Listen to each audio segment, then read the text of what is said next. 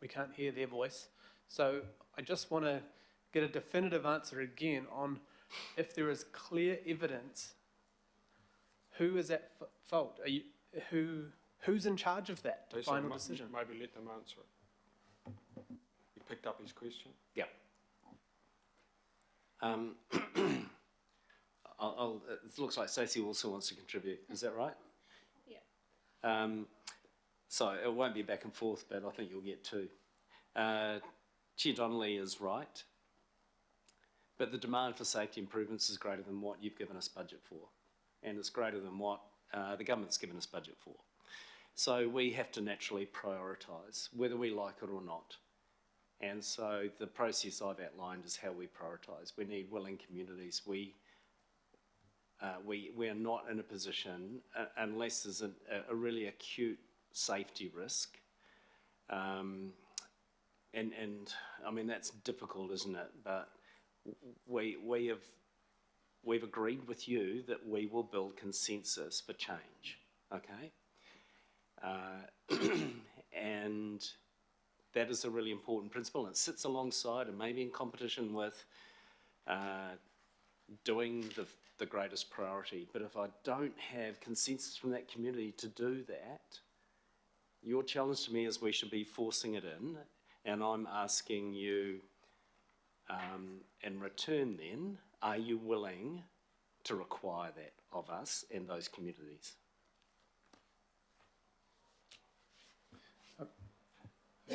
Okay, I won't go back and forth, but thank you for that answer. The next question around Fuller's, just want to, sorry, not Fuller's, the ferries, just want to congratulate the team for getting a new contractor for Birkenhead, Bayswater and Northcote. That's just phenomenal news from where we thought we were. Could we just, is there any details that you could tell us about what the sort of numbers are coming in that was so clear on the buses? Obviously bus drivers, phenomenal, quite a different story though of training.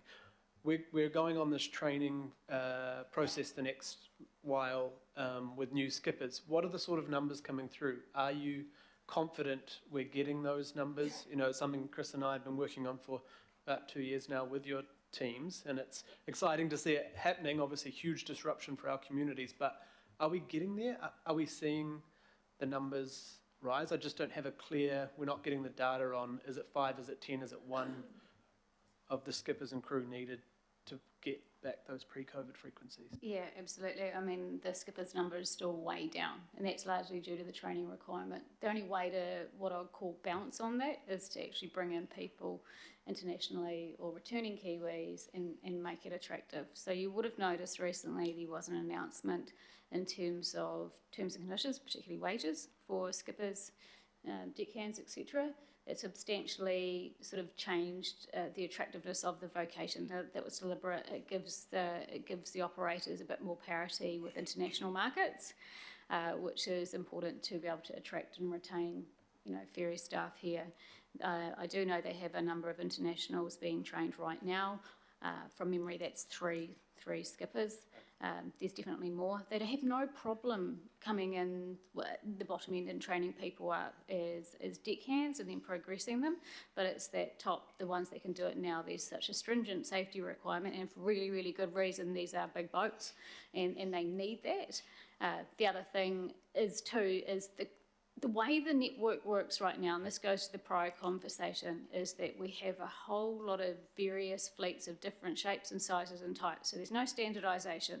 So for a skipper to be able to drive one of those ferries, they can only drive that ferry unless they get certified for the different type of ferries. So every single one, if there is no consistency with your fleet, which is what we're trying to overcome in the longer term, they have to do another whole training program to get that certification. So a part of the accelerated training program is requiring that fleet turnaround so that they're trained on and certified and ticketed for every single type of boat that they have.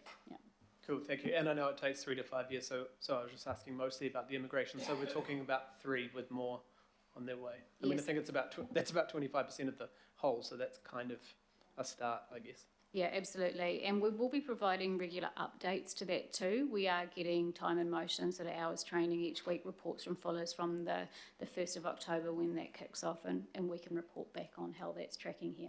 Thank you so much. And very last question on the renewals, Dean, we have discussed this about 700 times, but will there be an update soon of how, because Waka Kotahi have said it's not their issue, there's no policy that directs us not to work that betterment in on climate, on safety. Have we cracked that yet, or are we looking forward to a work program that can use those budgets together with renewal budgets in a more kind of connected way?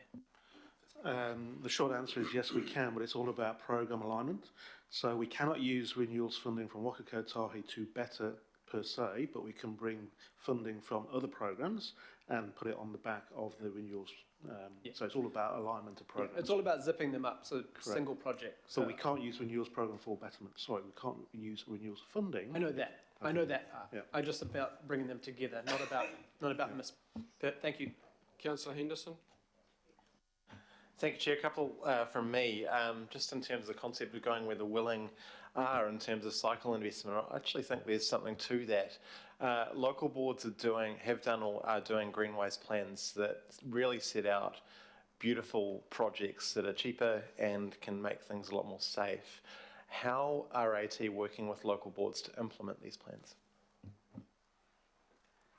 The general approach going forward is to build local board transport plans. And that's where we agree with you, the investments across the local board that relate to the local board area, in which they tend to be spatially confined to that local board area. So that's the go forward approach, councillor. And if we've got agreement and then we've got funding, we're able to prioritise it and then commence the investment. Cool. I look forward to sort of hearing about that more as it goes on. I suppose this might be a naive question, but if there are local boards out there that are saying, look, we don't want safety funding, we don't want active mode funding, cycleway funding, is there a way that AT can quickly and nimbly give that funding to local board areas that actually do want to protect their communities? To be fair, at this stage, no local board has said entirely no to anything. Right. So it's not quite as black and white as that. And our intention is, through our annual works program, is to plan out where we have got the willing and the funding and the priority and do it that way. So the nimbleness isn't necessarily in the moment or the month. It's year on year as we plan the works program. And before we plan to deliver something, we need to know that we've got consensus, that we've got a technical solution that's going to work and is agreed, and that it's affordable. So those are the three pillars. Okay. Last question, thank you, Chair. And this might be sort of information for later, but I was wondering if you had a figure of how many kilometres of separated cycleway we're building on average each year, and whether you could maybe flick that through if you don't have it in front of you. We'll come back to you with the answer to that one. Well, thank you. Councillor Bartley? Oh, thank you, Chair. I wonder if people saw the need, then they would be over in the willing side. So I'm wondering, is there any kind of thought to kind of having a community engagement team set up in AT to help, deliver the vision and provide that missing piece for communities so that they can be on board and that they know before anything starts happening? Because I get tagged by angry people once roadworks start, and I don't even know what the project is that's happening there. So there is something to be said for community engagement and even engagement with us as elected reps, but the community engagement. Once they understand what you're trying to do, then they're a little bit less angry. We agree. I agree, and that's everything we're trying to build into the way that we're doing things. So we agree up front with the local board and the ward councillors what the work program is. Use their local board plans as part of our platform for building that consensus and awareness. Then you've got issues in the moment. So I think I've shared before, there's 2,000 locations across Auckland's road transport network that have got some sort of physical construction activity on them at any one time. And so that is a very busy environment in its own right. And yes, we want to get better at informing and in advance, no surprises as to what's happening, particularly with elected members, but giving those that are using those networks choice around how they can plan their trips. And we're thinking about how that lands into GIS, how it lands into the AT mobile app. All of those, we want to be able to push that information so people can make informed choices. But this is work in progress. But I think it can be achieved, you know, and then just a lot of preparatory work Yep. beforehand. It's not for the faint-hearted, it's a big program of work, and we're committed to working in that direction. Yeah, awesome. Thank you. And I did want to ask about Royal Oak. I went out to Royal Oak because, you know, so much has been talked about the safety issues there. And then, you know, the person who died in the road leading into the roundabout.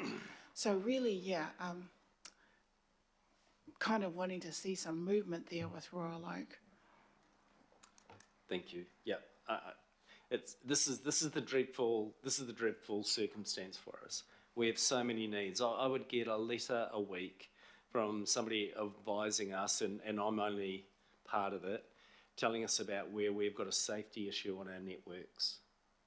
It could be a T intersection, it could be on a gravel road that comes into a sealed one, it could be a road that comes up around a curve and it's slightly hidden. It could be in a town centre.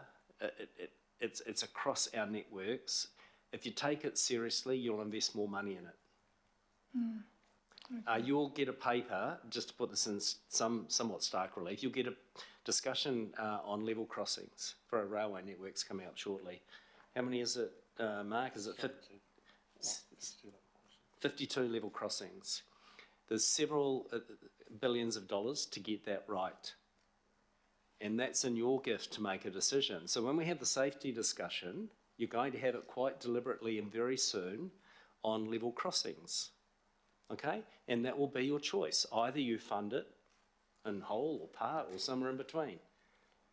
And we will implement and we will build consensus and we'll sequence that with the local boards.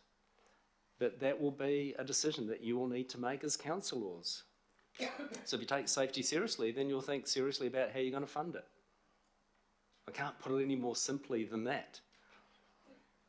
All right, well, thank you, Councillor Bartley. Final question, make it a short one, Councillor Walker, please. Can Auckland Transport give some consideration with some urgency to putting signs up at park and rides at the very least, and also buses, that people cannot travel on public transport with weapons, especially knives? The reason that I mention that is that that is happening actively, particularly amongst youth, and it manifests itself and can manifest itself in tragedy. There are other public transport networks overseas that certainly do this, and of course you can't carry firearms either, but we haven't advanced to that stage. Is it possible to have some consideration there? Thanks. Yeah, well, absolutely, there's no question, but it's illegal to do that in this country anyway, and those that are acting illegally tend to do what they want. But we'll have a think about a reminder. Yeah, and the reason I say that is it's a first step, and that helps with the engagement of the police. Thanks. Okay, thank you, AT team. If you can step back now, would someone like to move this? Moved by Councillor Baker, seconded by Councillor Fletcher. I've got a couple of quick comments to make. Councillor Henderson, you want to make a couple of quick comments? Thank you, Chair. I wasn't expecting it to come to me so quickly. Thank you. Obviously acknowledging some of the tragic circumstances we've had recently in the media, I also want to point out something that hasn't been picked up so much on the corner of Waiparaira and Mazal Ave just last night, someone losing their life on a motorcycle. In Henderson, very sad. Just shout out to the whānau and everyone affected by that, and sort of a reminder of the context around the DSI discussions that we have at this table. I want to just point out a couple of things briefly. I think Mr. Kimpton was really right in terms of we need to fund things if we want them to be done. And just to shout out to the manifesto for Auckland, which was released over the weekend, and acknowledge you, Mr. Mayor, for calling out that we need a fair level of funding for local government, because this is the sort of stuff. We get the money in that goes to things like this. And if we don't have the money, we don't spend the money, and this is the problem we get on the screen right here with DSI, right? And a range of other issues. So we do need to keep pushing for a fair level of funding in that context. Also, I'd say, look, just in terms of funding, when we're ripping up roads, I just keep harping on about this, we should be looking immediately at how we can improve that road, how we can put in cycleways, how we can put in safe facilities, while the guys are already digging the hole. It's cheaper, it's quicker, and over time, over years, you'll get a safe network. And just speaking of safe network, the other thing we should be doing is working closer with local boards in terms of their greenways plans. All across the city, local boards have done a hell of a lot of work pointing out the gaps in the cycle network that they have, safer walking facilities, all the rest of it. There's just so much work there that's really good, that can really create a positive influence and a positive effect on safety for Aucklanders. It's all pretty much unfunded, and I was encouraged by the discussion that we had with Mr. Kimpton just then. We've got to keep going and keep pushing on that. And honestly, I will reiterate the other thing I said in the questioning is that if there are, areas that don't necessarily want the spend, feel free to offer it up. As part of the resolutions, I'd say offer it up. Put it back in the pot, because there's other areas in Auckland that desperately need it. In fact, all of the areas of Auckland need it. Lastly, I just want to take, while I have the opportunity, a shout out to our transport workers, people that are driving the buses, people that are working on the trains. They put themselves in danger to serve the public and serve the community, and I just really want to say that I appreciate that, and we all do. Thank you, Chair. Okay, thank you, Councillor Henderson. Just a couple of quick comments from me. We've heard about the need to fund things that need to be done. I want to talk about things that are being funded generously but aren't being done. And it's really beholden on me as a chair to make a couple of comments on the ferry situation, particularly in light of the Waiheke Local Board presentation this morning, where the board made a plea for help. They made a plea for help.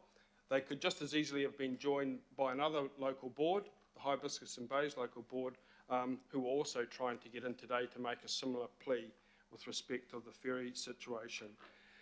Increasingly in the community, questions, talk, anger is turning to the nature of the contracts that have been signed with operators. We, of course, as councillors have absolutely no visibility over that. I wouldn't know one single word that's in the contract with the operator that operates in my ward. I'm totally and utterly ignorant of what conditions, if any, apply. What I do know is what is on the public record, and that was, under a year ago, a $351 million contract was signed with Fuller's 360 to deliver ferry services to Devonport, Half Moon Bay, Hobsonville for 12 years, and Gulf Harbour Route for 6 years.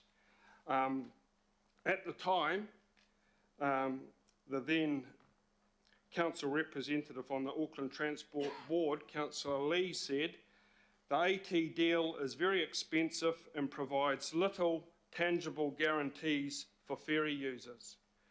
By contrast, I rather naively made the comment that I hope that such a generous and long-term contract would result in significant improvements in services to the community that I represent.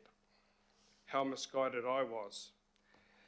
In respect of that $351 million, 4 routes, I don't know if they're divided up pro rata or what the division is in terms of the routes that are serviced, but if you do rough mathematical calculations, you see they come out at just under $90 million a route, though I suspect some are more and some are less.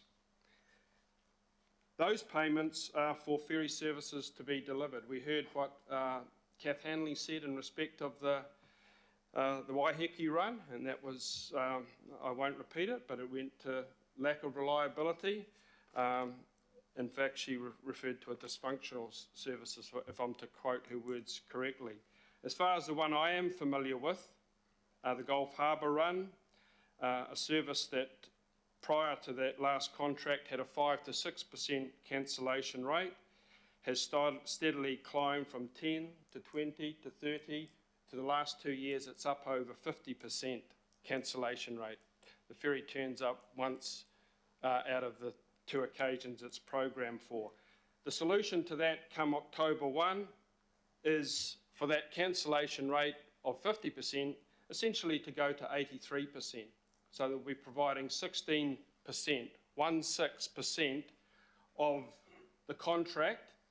They've included in $351 million payment, 16% of those ferry services are being delivered. I want to acknowledge at this stage the efforts of Stacey van der Putten, has had this landed on her lap and is making a really valiant attempt to try and deal with a whole host of interrelated issues. But I guess, Mr. Mayor, in particular, if I address this to you as an individual who has got his hands over many contracts and value for money and return to the community, I would ask, are Fuller's 360 been paying 16% of their contract, because that's all they're delivering at Gulf Harbour? Are they been paying 16% of what was signed up less than 12 months ago? I somehow think they will not be. We've heard talk of abatement or penalty payments. To be honest, I rather doubt how substantive they are. I guess what I really want to finish up by saying is that this has been going on now for so long that in a number of instances, Waiheke, Gulf Harbour, where will be up to nearly 3.5, 4 years of such substandard service on a $350 million contract. So I guess the question is, in circumstances such as that, which I'm not familiar with any other public transport offerings in the country where the failure rate is as high as that, when are the exact nature of that contract going to be made public? Because I think we're at a point now where people are demanding, quite rightfully, this is public money. The public money has been committed. I'm not sure about where and when the payments are made. Are they made up front, in advance of the year, quarterly, or what?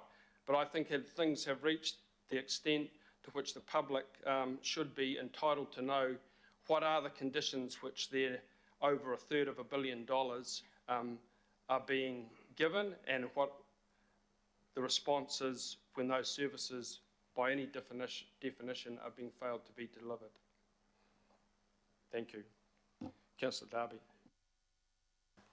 Thanks. Look, I do want to take some time to acknowledge Dean and his team in response to the cyber incident. I don't think we quite grasp how the massive risk there was with that. That could have just collapsed our public transport system if the Chief Executive and the whole Auckland Transport team and Ground Transportation Systems New Zealand, formerly TALIS, did not respond as smartly as they did. That involved, as Dean said earlier, a lot of international players who came in very quickly in support of us here in Auckland. And these incidents, these threats are running around the world, you know, looking for opportunities to grab $1 million here and $1 million there, if not more. It probably has cost us some money, but nowhere near what it potentially could have ended up looking like. So I think as of today, we've headed this off, Dean, and it's been a massive behind-the-scenes effort. It's been invisible to most Aucklanders, to be honest. What has actually happened in the back office of Auckland Transport and TALIS in the last week has been an enormous rebuild of the back office or the back end of the system. And to protect that really valuable private data has been achieved. that is an enormous win in the circumstances. So I just want to stress how, it was on knife edge really at a point, and we got past it. So thank you. I also want to just acknowledge Auckland Transport for pulling out the stops and getting a new operator in Explore. Explore have tried to be in the public transport business before, but they were headed off, pretty much priced out of the market some years ago by an operator that's there now.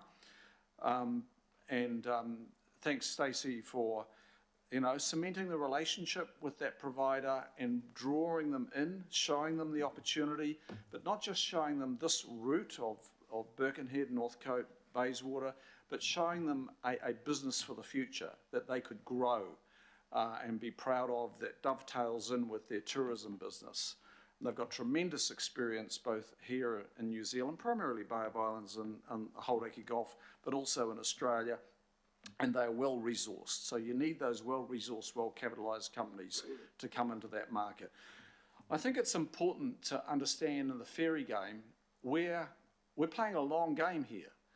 Ferries, as I and Richard Hills said 8 years ago, or 5 and 8 years ago, were the poor cousin mode. Well after train, well after bus. We've been on this case for a long time. We managed to achieve Devonport coming off exempt. We wrote to ministers. Councillor Hills and I have written a lot of letters to ministers, and we've got great results, but it doesn't just turn up. I'm not going to beat the hell out of Auckland Transport right now because I know how complex this is. And I know I've been putting in the building blocks, as has Councillor Hills, bit by bit. And we are building to have a ferry service that is going to endure. But this does not turn up overnight. It's complicated, of course, by the departure of skills. And that has been a challenge for businesses right across New Zealand. We've knocked that one off in the bus area. We've still got to knock it off in the ferry area. It's a big challenge, but there's more than just the skills. We've really got to lock in Explore and possibly some other operators in the future to build a ferry system that is going to endure and be worthy of Aucklanders climbing on board of every morning and every afternoon and the hours in between. It's a big task, but the work is underway. It's just not entirely visible in terms of results at the moment, but it's a slow build.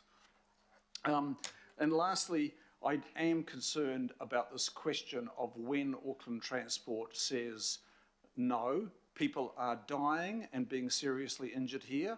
We need to implement these infrastructure changes. I'm sorry, wannabe transport experts at local boards, you aren't transport experts, and you're not transport experts when it comes to safety. People have died here. They're likely to continue dying and be seriously injured, and we need to put in this safe infrastructure. I actually think we need to have a conversation about that, because if I look at those numbers for Mandarewa, I can understand with the Waitemata numbers where you've got a big density of population, but those Mandarewa numbers are really alarming. And when you read the resolutions of a board that ignores safety outright and has got an abhorrent view of cycling, I think the call needs to be made by us and Auckland Transport, not there. Councillor Walker. Sure. I'd just like to agree with all of the comments that you made, Chair. I'm on the same page. I think the question has to be asked is why is there so much secrecy around these contracts? It's public money. Often there may be a single operator that is running a run. There's huge public interest because the people that we're serving fundamentally are our customers, and we owe it to them. They should know, because they're part of, you would hope, making the service better. So I would say to Auckland Transport, look very closely at the contracts and ask the question, why not make a maximum of information publicly available? We should be more transparent. We need more accurate information out there, which the public have not had. My understanding is these present crew shortages were indicated last year, conceivably well over a year ago. So we've known about this circumstance, I would suggest, for a long time, dealing with one operator that is progressively, it would appear, losing staff is not going to solve the problem. The people of Gulf Harbour, myself, I tried to use the ferry today, I came in on a bus, would be happy with the service that we had 2 years ago. And based on what myself and Councillor Watson and the community knows, it is possible in the short term to turn that situation around. If, as Councillor Watson suggests, there's a significant sum of money, which is the difference between 100% and 16% or whatever, that could fund another operator, can that not happen? So they're the questions that are outstanding, and the public really deserves some answers to them. Thank you, Mr. Chair. Thank you. Councillor Hills? This is in the debate, Chair, but I feel like it's a little unfair. I can debate the point, but it's unfair that the officers don't have a right to reply to what are very clear answers. Okay, that's the fine. way debates go, Councillor Hills. That's fine. So first of all, I'll just say that the contracts are available. After the contracts were signed, I've asked for them. I've asked for details. When as far as I know from Auckland Transport, when I've asked when ferries don't complete a service, they do get their contract reduced. We are helping pay the skipper training, though, that we are helping with that to help that happen faster. But those contracts, as far as I know, apart from probably very sensitive commercial negotiation side of things, those are all available, and I'm sure Dean would have said that, or Stacey. So that is available because we just need to ask for it. The other thing is that, yes, Councillor Walker, this has been public for a while around the ferry shortage of skippers. Same as the bus drivers. We worked last year on this. It was Councillor Darby and I who actually wrote to the Minister, and the Minister changed the immigration laws to allow us to bring skippers in, which is why I asked Stacey around how that was working, because it does take 3 to 5 years to train a skipper. Am I happy with the current level of ferry service in our city? Absolutely not. But the issue is mostly skippers. The other issue is boats. We've now got 4 boats which were part of that deal last year. They are now owned and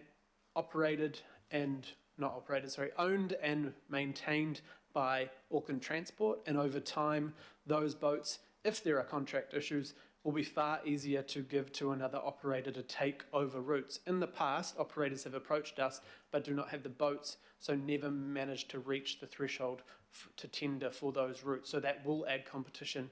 That has taken a long time, as well as the 7 boats that are underway that we went and visited a couple of weeks ago, being built at McCullen and Wing, and then we've got others being built, I can't remember at the place, but those funded through the Climate Action Targeted Rate will have a help eventually. But right now, it is not good for our community, the access to those ferries. But I will say the deal done with Explore to switch by October the 1st is amazing. I really thought we were going to have weeks or months without services on those routes, and Stacey and others have promised that the aim is, once we have those skippers, to have that frequency across all our ferry services back to pre-COVID. The other comment I'll say is just congratulations on the bus drivers. I don't think we've had that out there. The buses are running amazingly. They are full every day on the bus. It is great to see that we seem to be, or feeling most days, apart from maybe Fridays, which is that probably that 20% we're not seeing come back yet. The buses are back pre-COVID, and it's fantastic to see, and I haven't seen cancellations myself in a long time. I know they're still happening, but it's very, very minor. And just, it's great to hear, and I just want to clarify on the renewals. I'm not saying we should ever repurpose renewal funding for a different project, but we do need to see how we can zip those projects together so we're not seeing lots of TMPs, projects spread out over 6 years, digging up things for cycle lanes, bus lanes, or other safety projects. We need to figure out how we can do them together, save money, reduce emissions, and get those expectations up for the community. We do need to work harder on how we get communities buy-in for safety projects and climate projects, but we do have a massive issue. It's kids, it's pedestrians, it's people who are walking and cycling around our community that are overwhelmingly being hurt by our lack of action in this area. And it is funding, but it's not just funding, it's political will, and we need to back that. But anyway, thank you, Chair. Councillor Baker. Oh, I wasn't going to say anything, Mr. Chair, but I'm really disappointed in the comments aimed at the local board in Manarewa, and I just think they were ill-informed. There's an old saying about know me before you judge me, and so having met with the chair and the deputy chair last week, they're actually after more applicable safety outcomes and not abandoning outcomes. And I just think it's the comments that I've heard, in particular from two local board chairs, former local board chairs, is that somehow we should be disrespecting their, I guess their democratic, decision making is set up within the thing here. It's just disappointing, and we need to respect that, or we don't respect the governance structure of the council. Councillor Bartley. Okay, I don't have anything to ask about ferries. I wanted to acknowledge Auckland Transport because I think that's pretty amazing with getting our PT patronage at the levels that they've got them at, considering everything that's been thrown at them. 70 million boardings was the thing I read on the quarterly report. I think that's reflective of what we see out there. Like when I'm catching the bus, there's always people waiting to get on the bus, and the bus drivers have been really helpful. So I acknowledge what's happening with our public transport. So thank you, Auckland Transport, and also congratulate them on making pets on buses permanent, especially for large dogs. I think it does provide a different experience on the bus when you have a dog there. It makes it kind of fun, actually, and nicer. But I think that's to be applauded, because there's 100,000 dog owners in Auckland, and the more people that have a chance to use public transport to get to places with their dog, the better. So I acknowledge Luke Clark in his work there, and also the RBEs, the replacement rail buses. I notice those are always going, people are using them, they're free.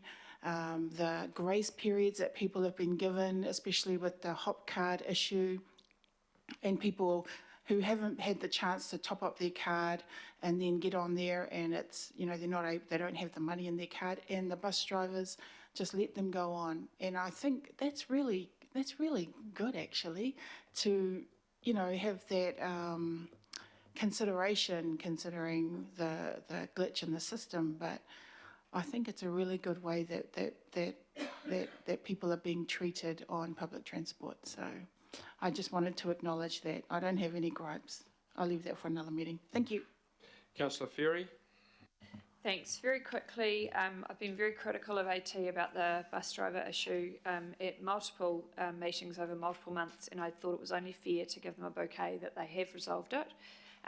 Mark Lambert said in this room that they'd have it done by September, and I checked with him earlier in the year, a couple of months later, would it still be done by September? And indeed it was done by mid-August. So I just wanted to put that on the record and acknowledge that, because I think that's only fair. I note that one of the key ways that we've achieved that is by putting their wages up, and I hope that we pay attention to the issues around wages and conditions that led to the shortage in the first place, and commit to keeping this resolved in the long term. Thanks. Thank you, Councillor Ferry. Councillor Newman.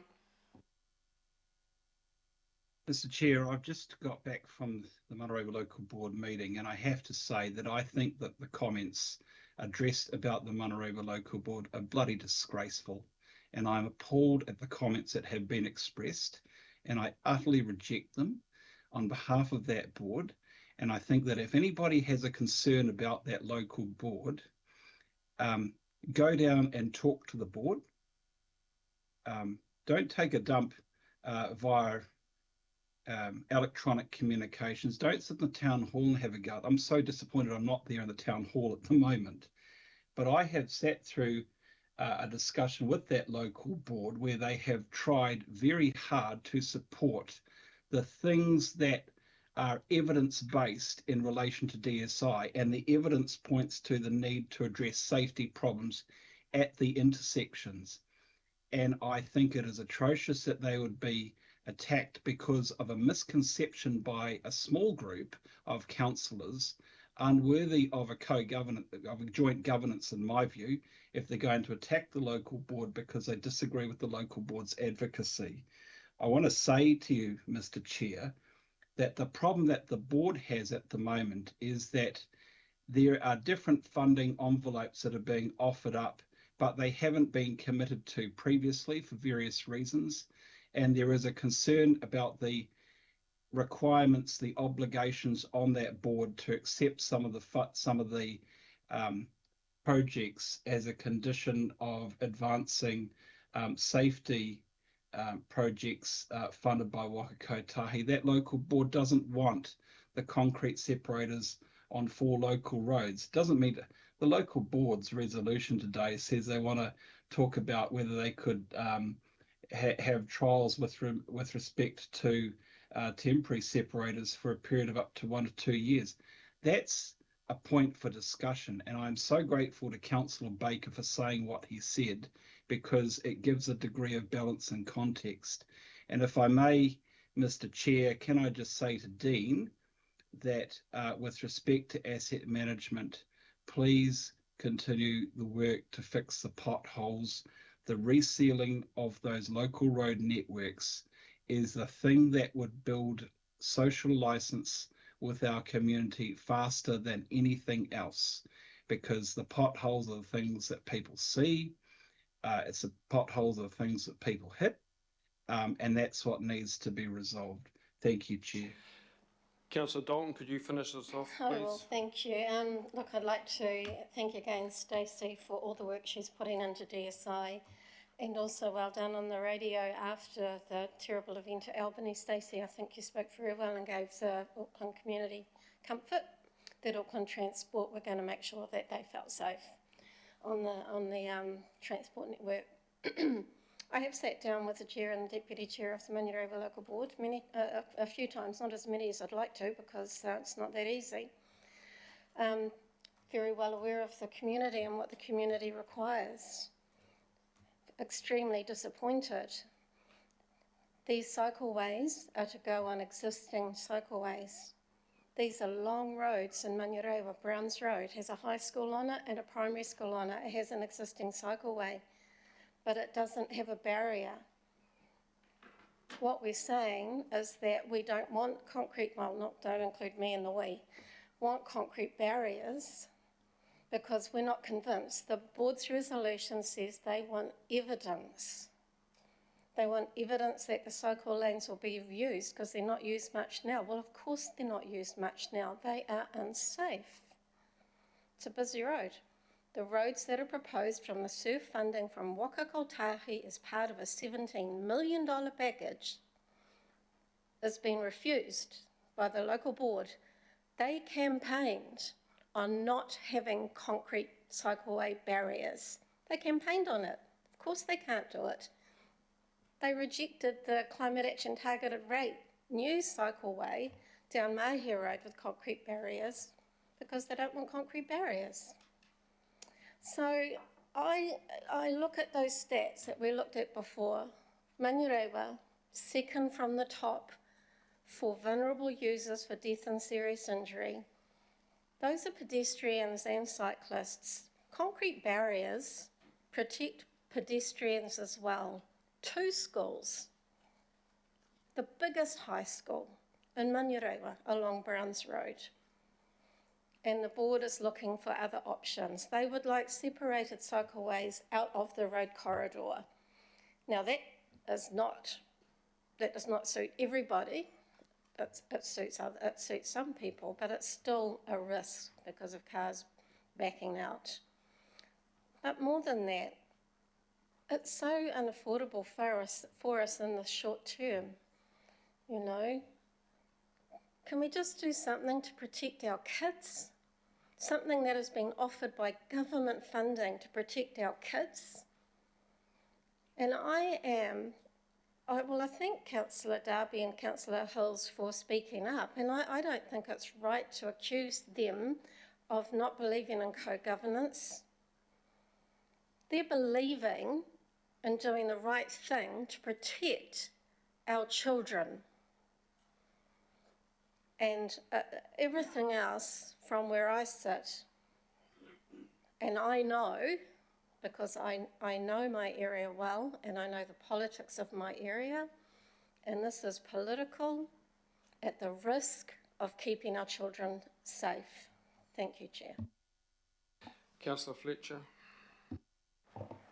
Thank you, Mr. Chairman. I just want to speak briefly. I think it's always difficult prior to an election because there's so much pressure put on everybody.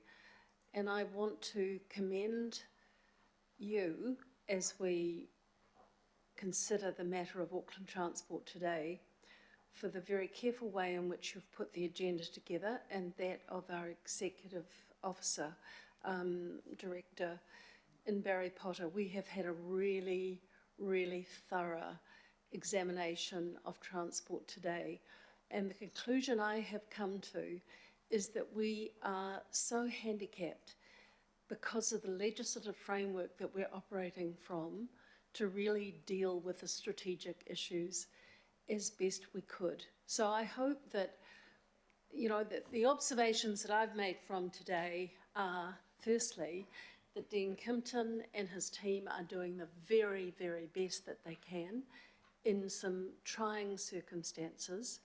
We know that we all want to be aspirational, but we all know that there's only so much that's going to be deliverable.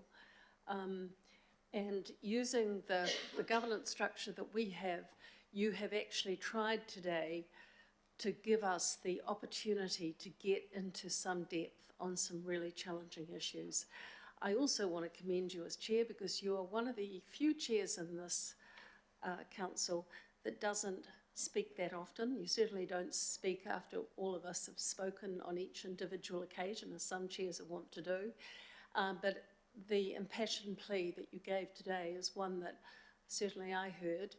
And I hope that we can all continue to rise above the tendency to want to deep dive into our own personal stuff, but remain regional councillors and do justice to the big challenges that are facing us. So can I just conclude, please, again, on acknowledging Auckland Transport.